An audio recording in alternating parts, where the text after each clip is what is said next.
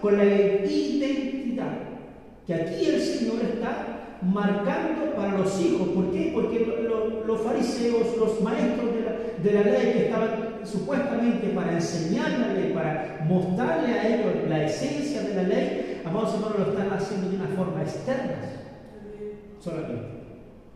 Y por eso es que el Señor les dice hipócrita y nos dice a nosotros hipócrita. Mire, capítulo 5. Capítulo 5, versículo 20. Del mismo de Mateo, capítulo 5. Capítulo 5, versículo 20 dice: porque os digo que si vuestra justicia, en otras palabras te dice, si vuestras obras no fuere mayor que la de los escribas y fariseos, no entraréis en el reino de los cielos. ¿Se entiende eso? Yo puedo, amados hermanos, aceptar a Jesucristo. Ellos creen, amados hermanos, una de las funciones también, ellos sabían que venía un Mesías a rescatarlos, a tener un reino para ellos. Ahora, ¿qué nosotros tenemos? Tenemos a un Mesías que nos salvó, que nos justificó, que nos redimió, y aceptamos a este Señor y Salvador, y tiene que marcar la diferencia, porque Él está estableciendo aquí en el Sermón del Monte, está marcando la diferencia para los que van a seguir al Señor. Y por eso es que después comienza aquí en el versículo 1, no juzguéis para que no seáis juzgados. ¿Qué es lo que hacían ellos? Ellos juzgaban al mundo, juzgaban a los discípulos, juzgaban a la gente, lo juzgaban por su apariencia, juzgaban a los samaritanos. Y el Señor, ¿cuántas veces incluso lo llamaron que se juntaba con los adultos, se juntaba con los borrachos, se juntaba con esto? Porque el Señor, ¿qué es lo que dijo? Yo no he venido a juzgar, ni no he venido a condenar, no he venido a salvar. Pero en ese que vino a salvar, por eso que le dice, fuiste pillado en esto, pero le dice, no peques más. Se entiende que el concepto del Señor no es solamente volcar a una persona de una condición deplorable, sino que la restaura, pero le dice, continúa en esa línea. Ahora continuamos a más y entramos ya en lo que es el primer punto. Y dice, juzgando a otros, no juzguéis para que no seáis juzgados. Aquí Jesús se movió otra vez, movió a otra idea del Sermón del Monte. Al principio había tratado con temas conectados con la vida espiritual interior, porque eso es lo que estaba viendo el Señor en algunos puntos para atrás, en la vida interior. Pero ahora vamos a hacer un tratamiento con respecto a cómo vamos a comportarnos también así con los demás. Recordemos que Jesús nos llamó a tener una justicia mayor, en este caso, que los fariseos y los escribas, amados hermanos, a tener una obra mayor que Él, no solamente, amados hermanos, de habladuría, sino que tiene que estar demostrada con hechos. Porque, ¿qué es lo que dice acá, amados hermanos? En el capítulo 7, del versículo del 15 al 20, pero específicamente del 20 dice, por sus frutos los conoceréis. No dice por sus hechos, no dice por sus obras, sino por sus frutos. Con este mandato Jesús advierte contra juzgar a los demás, porque cuando lo hacemos seremos juzgados por la misma vara. Un ejemplo de juicio injusto es la condena de los discípulos de la mujer que ungió los pies de Jesús con su perfume. Miren, Mateo capítulo 26. Vamos a ver un punto ahí, Mateo capítulo 26, versículos 6 al 13. Mateo capítulo 26.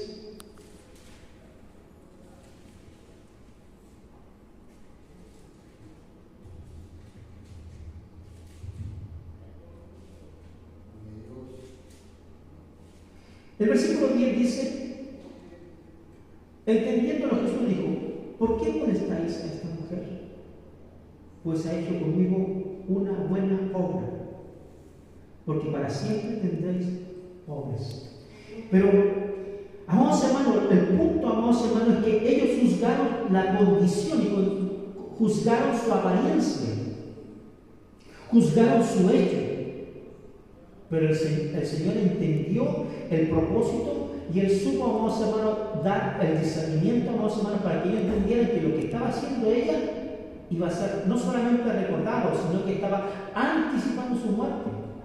Pero nosotros juzgamos según la apariencia, juzgamos según los hechos, pero juzgamos superficialmente, sin conocer el trasfondo. Por eso nosotros tenemos que tener cuidado cuando nosotros vamos a juzgar. Es cierto, nosotros podemos dar una cierta opinión de lo que está pasando o ver algunos hechos, pero no que sea nuestro veredicto final, porque tenemos que conocer todo para nosotros poder entender y decir, ya, esto pasó por esto, esta condición pasó por aquí, esto lo llevó a esto, a esta persona.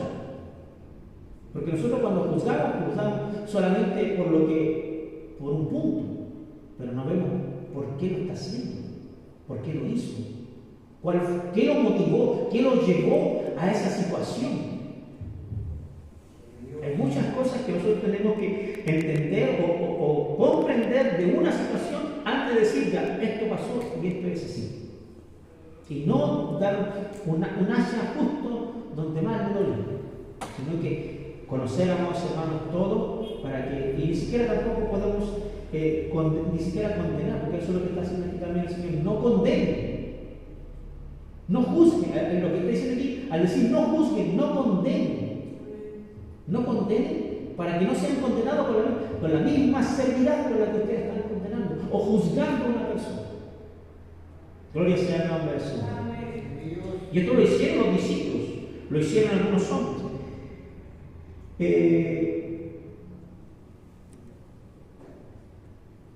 Bueno, gloria sea el nombre del Señor. Rompemos, amados hermanos, este mandamiento de no juzgar a otros cuando pensamos lo peor de otros, cuando hablamos con los demás de sus faltas, cuando juzgamos una vida solamente por sus peores momentos, que no juzgamos los buenos. A veces eso es una cualidad nata del hombre o de la mujer que siempre juzga lo peor, pero nunca ve las buenas acciones. ¿Le ha pasado a usted, o no sé si que de repente usted puede hacer una obra lo mejor posible con una persona que le ayudó, pero lo único que juzga a la persona es lo malo que usted hizo, pero no juzgó lo bueno que usted pudo hacer por usted? Y nos pasa, me ha pasado que a veces me juzgan solamente por lo malo que pude haber hecho, pero no por lo bueno que pude hacer. Y nos pasa, cuando se trata de juzgar, no miramos las buenas obras, solamente miramos lo malo. Eso también es un principio y un valor que el Señor, amados hermanos, nos está enseñando aquí, a no juzgar a otros ni a condenar a otros por solamente una cierta condición. Rompemos este mandamiento cuando juzgamos a otros sin considerarnos quizá también a nosotros mismos en las mismas circunstancias que la persona. Juzgamos a otros sin ser conscientes de que nosotros también seremos juzgados. Por eso el juzgar a otro, amados hermanos, también implica, amados hermanos, de considerarnos a nosotros mismos. Y eso es lo que el Señor está echando de ver aquí, amados hermanos, incluso después del versículo 3 dice, ¿y por qué miras la paja en el ojo de tu hermano? O ¿por qué dirás a tu hermano, déjame sacar la paja? Entonces todas estas cosas las está diciendo el Señor para no juzgar. Y Él concluye en el versículo 5 y dice, hipócrita,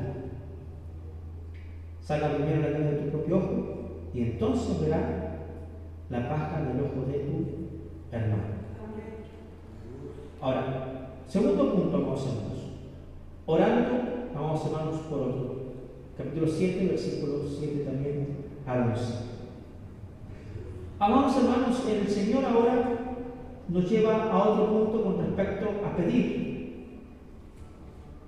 Y el versículo 7, Él dice, pedid y se os dará. Buscad y hallaréis. Llamad y se os abrirá. Cuando nosotros pedimos, buscamos y llamamos, vemos una intensidad progresiva que pasa de pedir a buscar y de buscar a llamar. Jesús nos llama a tener intensidad, pasión y persistencia en la oración. ¿A qué nos llama el Señor? A tener una intensidad, pasión y persistencia en la oración. Tres cosas. El hecho de que Jesús volvió al tema de la oración, incluso ya lo vimos en lecciones anteriores, habíamos visto en la lección anterior la profundidad de lo que es, amados hermanos, de lo que era la oración. Demuestra la importancia también, amados hermanos, de lo que es la oración. En esta descripción triple de la oración, como pedir, buscar y llamar, vemos diferentes aspectos de la oración y diferentes aspectos de su recompensa. Y eso acá, amados hermanos, es importante porque acá el Señor ahora nos está enseñando, si nosotros pedimos, ¿qué nos enseñó la semana pasada? Padre nuestro que estás en los cielos, santificado sea tu nombre, adoramos al Señor. Pedimos de su misericordia, según se recuerda la lección anterior, pedimos de su misericordia, nos acogemos a su misericordia, a recibir de su misericordia y podemos decirle, Señor, danos, concédenos el pan de cada día. Y Dios sabe de nuestras necesidades. Amén. Pero cuando hay persistencia en algo puntual, amados hermanos, también es importante permanecer, persistir en la intensidad en cómo nosotros persistimos delante del Señor. Hay peticiones que son importantes en nosotros.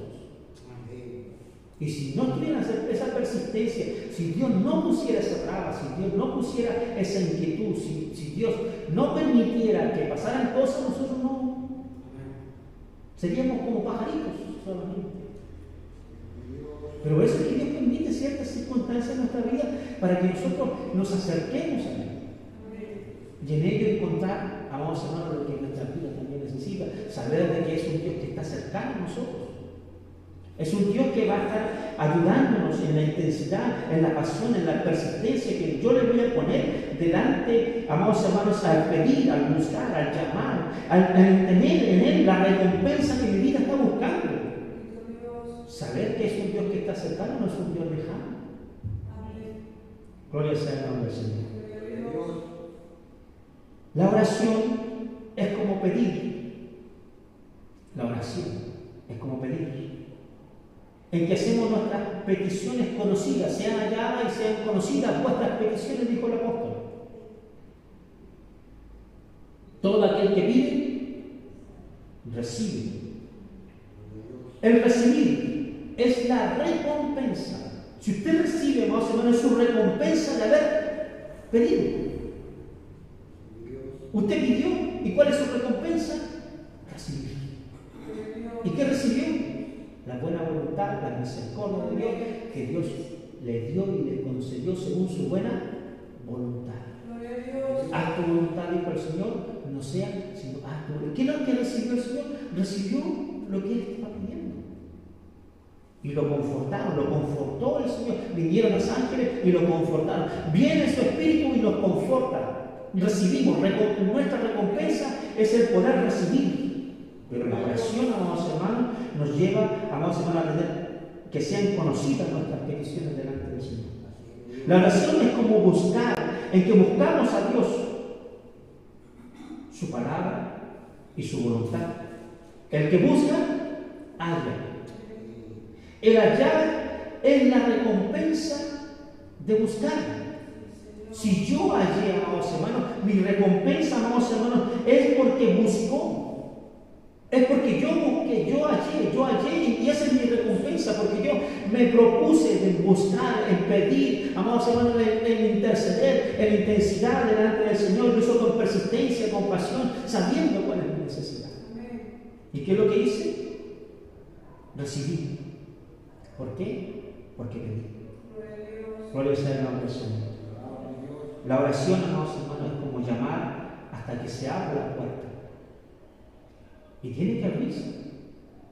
Tanto o temprano Dios va a responder. Pueden pasar años. Y usted mientras no se canse de pedir, Dios tarde o temprano le va a abrir la puerta de su palacio. Tarde o temprano. ¿Qué le dijo al rey? Esta mujer me cansa, pero le voy a hacer justicia, aunque no temo a Dios ni a hombre. ¿Cuánto más? Y incluso acá el Señor dice, pues si vosotros siendo malos sabéis dar buenas dádivas a vuestros hijos, ¿cuánto más vuestro Padre que está en los cielos dará buenas cosas a los que lo piden? Dios es un Dios que da. Es un Dios bondadoso. Es un Dios, amados hermanos, que nos recompensa. Es que, amados hermanos, Dios nos abre la puerta de su gran palacio celestial como el gran rey. Al entrar en la puerta abierta de su palacio, es la recompensa de haber llamado. Yo llamé y Él me abrió la puerta, amados hermanos, para yo poder entrar a sus atrios y recibir y alcanzar la misericordia que mi vida necesitaba. Eso es la oración, eso es pedir, eso es, amados hermanos, buscar, eso es llamar. El que pide recibe, el que haya, amados hermanos, encuentra, y el que llama será abrirá. Gloria sea el nombre del Señor. Amados hermanos, eso es no solamente cuando oramos por nosotros, incluso cuando oramos por otros. Porque usted también, de una u otra manera, cuando ora por otros, también, amados hermanos, Dios considera la oración suya. Más sobre todo cuando la oración no es una oración superficial, sino que su corazón se compunge, su alma se compunge. Usted siente el dolor de su hermano, usted entiende, puede sentir e interceder con dolor, con aflicción, y poniéndose en el lugar de su hermano, hermanos. Está orando, buscando, pidiendo, y Dios oye, Dios ve la oración. ¿Por qué Dios contestó la oración de Abraham por Job? Dijo, te ruego que te moleste otra vez, pero Señor, si hubiera uno, voy a decir, no hay uno. Pero Dios salvó, Dios tuvo misericordia por amor de su siervo, y salvó a unos hermanos, a Lot. Gloria sea el nombre del Señor. Y en muchos pasajes donde usted va a encontrar la misericordia de Dios, amados hermanos, por uno. Por amor, dice, por amor de Él, por amor de Abraham, por amor de Él, por amor de mi siervo, por amor de David, en algunas oportunidades. Es que no hago más, o no destruyo. Por amor a David, es que no te saco ahora. Yo he visto, amados hermanos, y hasta el día de hoy Dios cumple eso, por amor a tu Padre, por la oración de tu Padre, por la oración que ellos hacen. Que Dios nos guarda la Señor. Gloria sea el nombre del Señor por ello, por su amor y por recordar, amados hermanos, el amor de los que temen su nombre. Gloria sea el nombre del Señor. Bien, punto número 3. El versículo 12, amados hermanos, de lo que estamos viendo, sirviendo a otros. El versículo 12, que es el texto central. Mire, lo primero que dice aquí el versículo 12 dice, así que. Capítulo 7. Mateo, capítulo 7, estamos estudiando ahí Mateo, capítulo 7, versículo 1 al 12, y después vamos a saltar desde el versículo 21 al 27. Estamos en este momento en el versículo 12, y mire, si redondeamos en conclusión lo que está diciendo aquí el Señor, cuando dice en el capítulo 12, el versículo 12, perdón, así que, es como que si el Señor dijera en conclusión, si nosotros sabemos, no juzgamos, no hacemos las cosas, amados hermanos, hipócritamente, externamente, y si nosotros pedimos, si nosotros recibimos, así que, en conclusión, es como lo que está diciendo aquí en conclusión, todas las cosas que queréis que los hombres hagan con vosotros, así también hacerlas con los demás. ¿Se entiende eso? Mire lo que el Señor está diciendo. Si ustedes marcan al principio que les decía, nosotros tenemos valores que son fáciles para nosotros poder llevarlos, porque no es difícil, pero hay otros valores que nosotros tenemos que aprender a ejercitarlos. Lo mismo, amados hermanos, que los frutos del Espíritu nos vienen, amados hermanos, a nuestra vida como un don. Son un don de Dios, sí, pero los frutos se cultivan. Los frutos del Espíritu se cultivan, se ejercitan. Yo, para poder tener los frutos del Espíritu, yo tengo que ejercitar los frutos del Espíritu. No van a venir a mí por venir.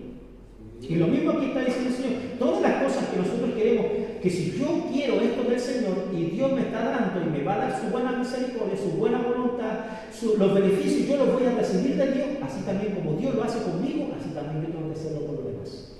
Por eso que el Señor dice, así que, ahora, en conclusión, todas las cosas que queréis que los hombres hagan con vosotros, así también háganlo ustedes con los demás. Porque esto es la ley, dice. ¿Y qué dijo en el capítulo 5 del Señor? Yo no he venido a abrogar la ley. Yo he cumplido, yo estoy cumpliendo. Si yo cumplo como maestro, como el Señor de toda, ¿cuánto más ustedes? ¿O cuánto más nosotros? Los valores que Dios tiene para nuestra vida, los preceptos que Dios nos enseña a nosotros, yo tengo que cumplirlas. Porque no saco nada, amados hermanos, en mi vida ser un seguidor de Cristo, sino marco la diferencia. Los fariseos y los escribas, amados hermanos, tenían la ley, pero no seguían no seguían la esencia, amados hermanos, de la misericordia. Todo lo hacían de una forma externa. Y así también nosotros.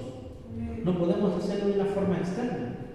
Tenemos que hacerlo, amados hermanos, de una forma interna en nuestra vida, para que Dios pueda, amados hermanos, ayudarnos. La expresión inicial en este versículo, y se relaciona mucho con la regla de oro, como expresa el título de esta lección, amados hermanos, con las sugerencias precedentes, es decir, con lo que pedimos en nuestras oraciones,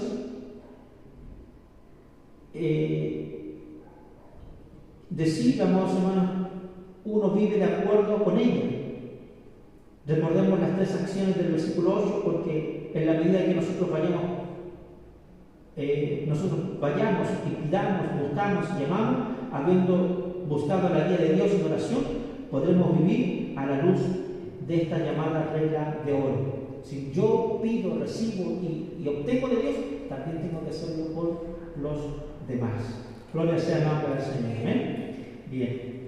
Punto número 4. Aquí pasamos del capítulo 7 en el versículo 21.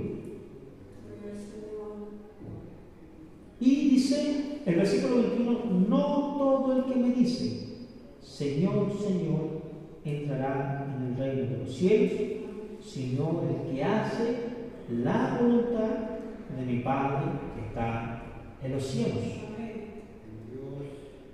Y el Señor es aquí en estos versículos, vamos a llamar, el Señor es bien duro. Es bien duro el Señor. Incluso, mire, a tal punto que aquí el Señor pone como no una cierta medida, pero sí, amados hermanos, imagínense una persona que hace milagros. Una persona, amados hermanos, que echa fuera demonios. Una persona que, amados hermanos, que profetiza. ¿Cómo la categorizaría? Sí, pero usted ve que es una persona que hace milagros, o puede ser una persona ungida. Pero ni eso, amados hermanos, Dios lo va a considerar si su corazón no está alineado al corazón de Dios. Una persona que se ve. ¿Sí? Si fuera por las obras, si fuera, amados hermanos, por los hechos, Judas no hubiese sido condenado. ¿Qué es lo que era Balaam? ¿Y cómo murió?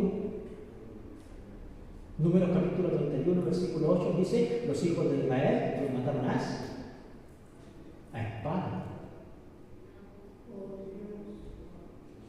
Ve que, mire, ahora pongamos el caso, amados hermanos. Señor, ¿acaso yo no estaba todos los días en los cultos? Señor, ¿acaso yo no estaba enseñando en la iglesia?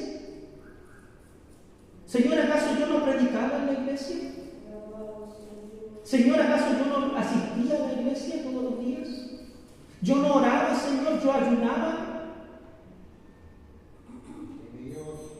Yo estaba a cargo de los jóvenes, Señor. ¿Y el Señor qué me va a decir? Aparte. ¿Ve que las apariencias engañan? Entonces, ¿cuál es el principio de aquí, amados hermanos? Es que Dios no quiere un corazón hipócrita, sino uno que verdaderamente lo pueda amar a Él.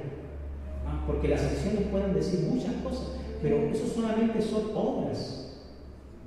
Son obras solamente, hechos. Pero Dios no quiere eso. Dios quiere realmente corazones que lo puedan amar con sinceridad. Hermano, Dios es veraz. Dios es veraz. Dios es veraz. No todo aquel que dice Señor entrará en el reino de los cielos. Jesús habló aquí de una confesión verbal apropiada, donde todos llamaron a Jesús Señor, y tú incluso dijeron Maestro, dijeron algunos. Maestro, ¿qué haremos? ¿Y qué es lo que dice? Y lo hacían de una forma patentarlo al Señor. Hipócritamente le dicen al Señor. Y esto es vital porque nunca es suficiente por nosotros mismos. No todo aquel que me dice, muchos dirán en aquel día, es asombroso que Jesús afirmó que Él es a quien las personas deberían enfrentar en ese día de juicio. Y un día vamos a tener que enfrentar al Señor. Ya sea en uno o en otro lugar, pero vamos a tener que enfrentar al Señor. Porque van a haber dos juicios. Uno para la iglesia, y en ese juicio no es de condenación, pero sí por nuestras obras. De lo que Dios puso a nuestro cargo, de las responsabilidades que nosotros tenemos delante de Él, por todas nuestras obras, sean buenas o malas, tenemos que dar cuenta estrecha delante del Señor. Pero llegará otro momento donde tendrá que la gente, el mundo, vamos a dar cuenta de sus obras, vamos a hermanos, y va a ser terrible estar frente al gran tribunal, del gran trono blanco. Gloria sea el nombre del Señor. Amados hermanos, las personas de las que habla Jesús han tenido grandes logros espirituales. Profetizamos, echamos fuera demonios e hicimos muchos milagros. Estas son cosas maravillosas, pero no significan nada sin comunión verdadera. Y ese es el punto, comunión verdadera con Dios. Sin esa conexión, solamente lo hicieron de saber de que había un Dios o aceptaron a un Jesucristo. Si el predicar salvara al hombre, Judas no hubiera sido condenado. Si profetizar pudiera salvar al hombre, Balaam no hubiera muerto a espada. Ahora, amados hermanos, todas estas cosas son importantes. Dios quizá en algunos aspectos es duro, pero si no es duro, ¿cómo me llevará a la verdad? Dios tiene que llevarme a la verdad, pero tiene que mostrarme. Tiene que mostrarme en qué me estoy equivocando. Porque no saca nada el Señor con ocultarme. Si me ocultara, amados hermanos, entonces sería un Dios mentiroso. Por eso es que el doctor o el médico, cuando tiene una herida, tiene que a veces abrir, por muy profunda que sea, tiene que abrir porque tiene que sacar lo que está pudriendo adentro. En una oportunidad con mi esposa, tuvo la cirugía, tuvieron que drenarlo, tuvieron que sacar, drenarlo, todo lo que estaba pasando con ella. Porque si no, esa infección la iba a matar. Y tuvieron que ponerle una dosis fuerte. De la quinta generación, me recuerdo que me dijo el doctor, me dijo para poder sacar esa infección que estaba pasando. Que estaba a punto, si no fuera porque el Señor movió a una enfermera, quizá en esos días mi esposa no hubiese pasado. Pero Dios tiene que movernos, tiene que sacar todas esas cosas de nuestra vida. Por eso, amados hermanos, a veces es duro el Señor, pero eso que es duro el Señor tiene que removerlo y tiene que enseñarnos, demostrarnos que si yo sigo por ese camino, si yo sigo en esa vereda, tarde o temprano yo me voy a caer y voy a morir espiritualmente. Ya no habrá solución. Y nos va a pasar lo mismo que Balaam. Nos va a pasar lo mismo que Judas. Y grandes hombres que fallaron delante de Dios y ya no hubo más salvación. ¿Y qué fue la respuesta? ¿Cuál fue la respuesta del Señor? Solo se perdió por lo que ya está escrito. Pero no es que Dios lo haya condenado desde antes. Sus acciones lo llevaron a esa condenación. Son mis acciones las que me llevan a esa condenación. Dios tenga honra y gloria y nos ayude también a perseverar, a tener esa comunión verdadera con el Señor y a hacerlo en sinceridad, con un corazón íntegro delante de su presencia. Bien, gloria sea el nombre del Señor. En conclusión, otra vez, amados hermanos, entonces, si nosotros no vivimos esta vida que el Señor quiere que nosotros vivamos, el Señor nos va a decir y nos dice, versículo 24, cualquiera pues que me oye estas palabras y las hace, le compararé a un hombre prudente. Y acá, amados hermanos, hay un reconocimiento que Dios está haciendo. El Señor está haciendo un reconocimiento, amados hermanos, y a usted le está reconociendo. Si usted hace estas cosas, el Señor está viendo que usted es un hombre prudente, que usted es una mujer sensata, que es un hombre sabio y que está entendiendo lo que Dios le está diciendo. Y lo está comparando a un hombre prudente que edificó su casa sobre la roca. ¿Qué fundamento le está diciendo aquí el Señor? Todo esto que está diciendo aquí el Señor para atrás es lo que Él está diciendo y está enseñando que nosotros debemos vivir, amados hermanos, que son cosas fáciles y otras difíciles. Pero en esas difíciles tenemos que esforzarnos para poder cambiarnos y Dios, amados hermanos, nos pueda ver como verdaderos hijos. Como incluso el Señor en el versículo 18 no puede el buen árbol dar mal fruto, porque usted es un buen árbol. Gloria a Dios. Todos los que estamos aquí somos buenos si no nos estuviéramos acá. ¿Cómo nos está reconociendo aquí el Señor? Nos está reconociendo como buenos árboles. Si Dios nos reconoce como buenos árboles, tenemos que dar frutos buenos y no frutos malos. Bendito sea el nombre del Señor. Por eso es que el Señor dice, ni el árbol malo da frutos buenos. Eso queda para el gentil, para aquel que no conoce, para aquel que no sabe de Cristo, para aquel que niega a Cristo. Entonces usted va a ver que esa persona nunca va a dar buen fruto porque es un arbusto solamente. Pero nosotros que hemos reconocido, nosotros que hemos aceptado, nosotros que hemos venido, por ello tenemos que dar frutos. Y frutos buenos. Amén. Gloria sea el nombre del Señor. Y el Señor dice en esta ilustración, Jesús nos pone dos cimientos. Ambas casas se veían igual por fuera. El fundamento real de nuestras vidas generalmente está oculto. Mire, esto es importante. El real fundamento de nuestra vida generalmente está oculto y solo se demuestra en la tormenta. Eso es lo que hace, amados hermanos, un verdadero cimiento. Las pruebas duras y difíciles sacan lo mejor de los hombres maduros, pero las pruebas y la tormenta sacan lo peor de los débiles y de nuestras falencias delante del Señor. Gloria sea al Señor.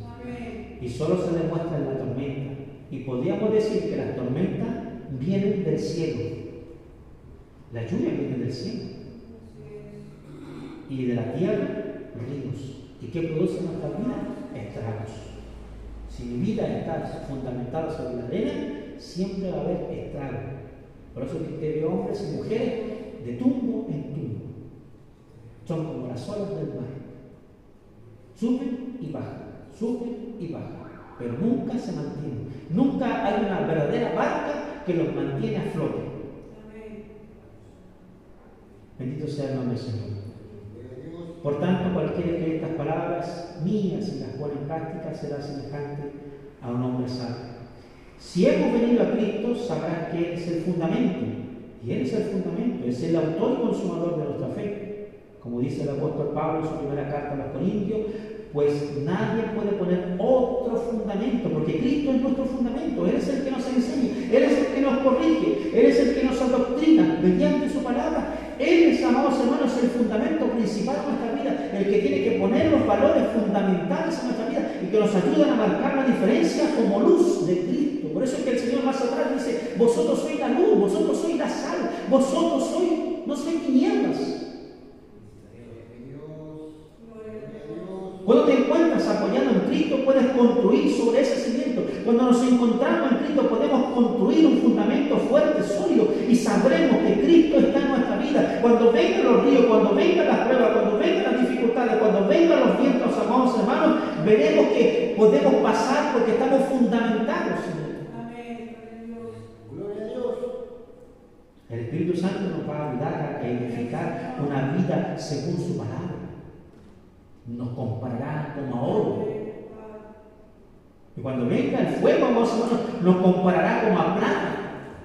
Nos comparará como piedras preciosas, porque hemos sabido estar firmes, fundamentados, sabiendo que Él es mi fuerza, Él es mi fortaleza, que Él es mi centro, que Él es mi rumbo, Él es mi puerto final. Para mí, Él es mi esperanza. Él es mi esperanza, a pesar que yo tengo muchas falencias, pero Él es mi esperanza. Sé que un día yo voy a estar en los cielos con Él. Gloria a Dios, aleluya. Yo un día voy a estar con Él. Porque esa es mi esperanza, es mi confianza, es una certeza de mi fe en Él. De que un día estaré con Él, con los siglos de los siglos. Y cuando esa esperanza y esa fe está en su vida, amados hermanos, créanle a Él. Porque en Él puede estar acallada su alma. Gloria sea al nombre del Señor. Todo aquel que estas palabras mías y las pone en práctica será semejante al hombre sensato.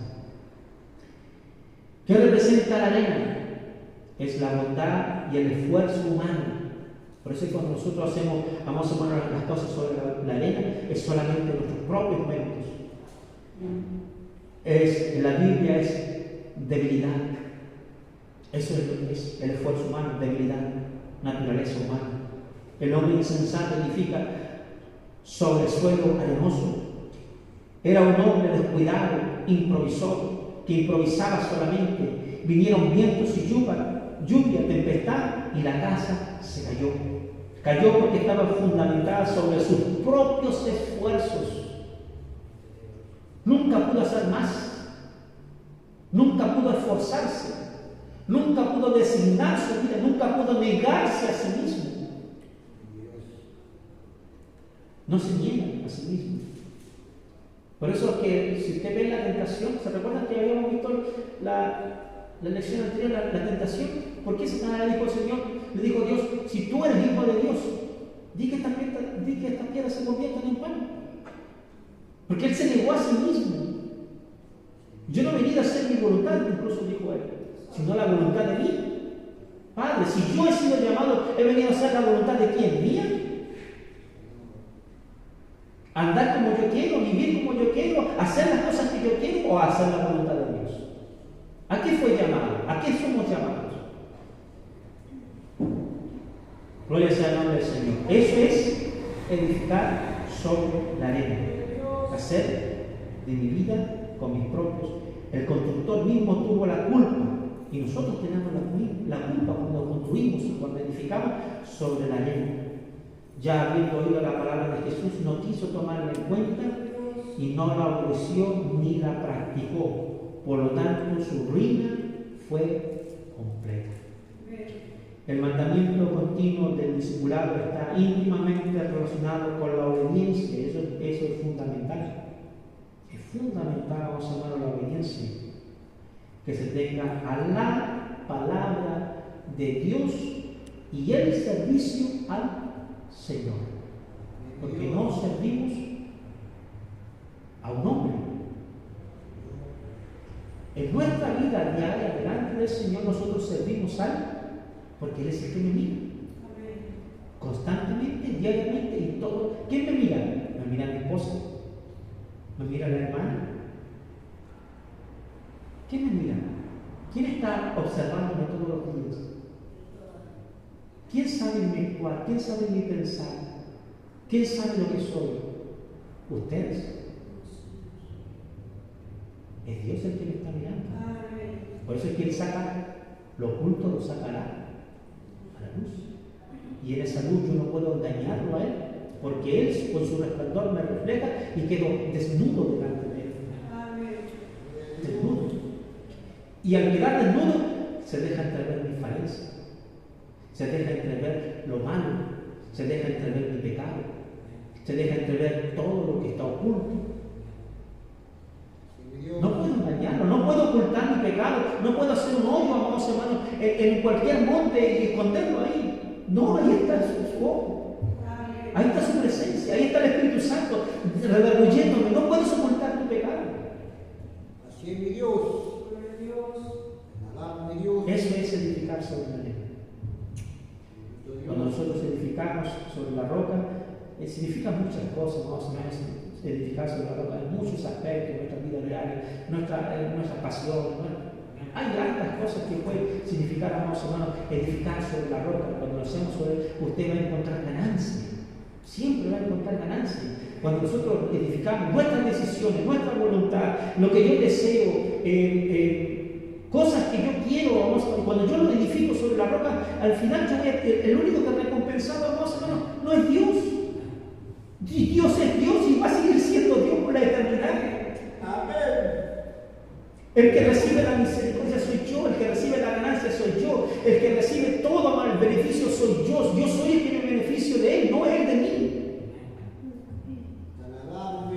Gloria sea el nombre del Señor. Eso es edificar sobre la roca. Y por eso es que el Señor concluye y dice aquí: todo el que hace le compararé a un hombre prudente, un hombre sabio. Gloria sea el nombre del Señor. Valores, principios fundamentales que tienen que estar en nuestra vida, que nos ayudan, amados hermanos, a distinguirnos de las tinieblas, porque nosotros somos luz, como el Señor nos enseña a cada uno de nosotros. Bien, amados hermanos, esperando que esta lección sea de edificación para su vida, son pequeños puntos importantes, nos ayudan a recordar lo que el Señor nos enseña. Y como le decía al principio, hay cosas que son fáciles para nosotros poder hacer, pero otras también se nos ponen difícil de poder cumplirlas, y ahí es ahí donde nosotros tenemos que edificar sobre la roca y decirle: Señor, realmente a veces yo edifico sobre la arena, y cuando vienen muchas cosas, entonces me veo envuelto y mi vida fracasa.